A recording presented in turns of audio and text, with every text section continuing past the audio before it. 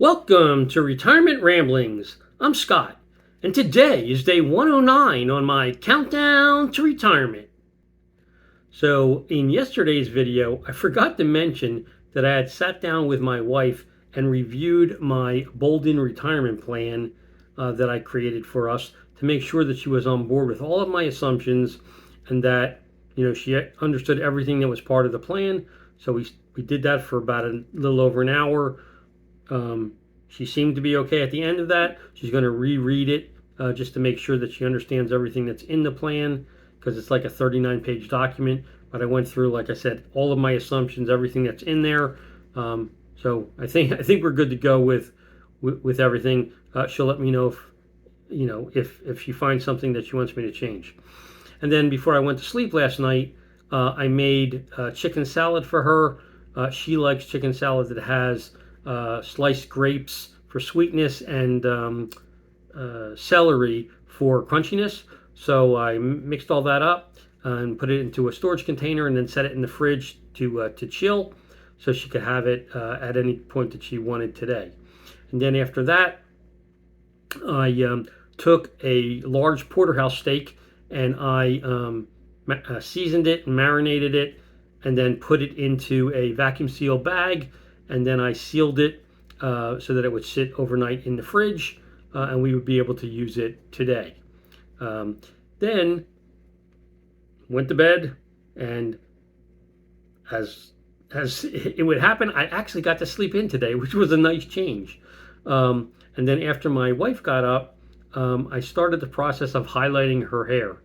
So I took care of that, and I do it through a cap. So first it takes me like an hour to pull her hair through the cap and get it balanced out. Then I put on the highlighting stuff, and then it takes like 45 minutes for it to process, and then she can rinse it out, and style her hair the way she likes. So that turned out pretty well today, so I was happy with that. And then around noon, I took the porterhouse out of the fridge and got my large stock pot, filled that with water, put in my sous vide recirculator, put the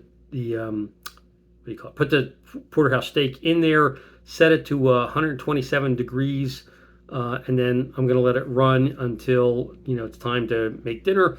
I'll end up pulling it and then finishing it on the grill to bring it up to basically medium rare to medium, and I'll have the New York strip section of the porterhouse, and my wife will have the fillet portion of the porterhouse. And I usually stop it at 127, so that gives me a chance to bring it up closer to like 133 on the grill. So that's the reason why I picked that temperature. And then at lunchtime, I took the chicken wings that I bought from Lidl yesterday. I broke them down. I put them into the air fryer on 400 for about 38 minutes to get them most of the way cooked.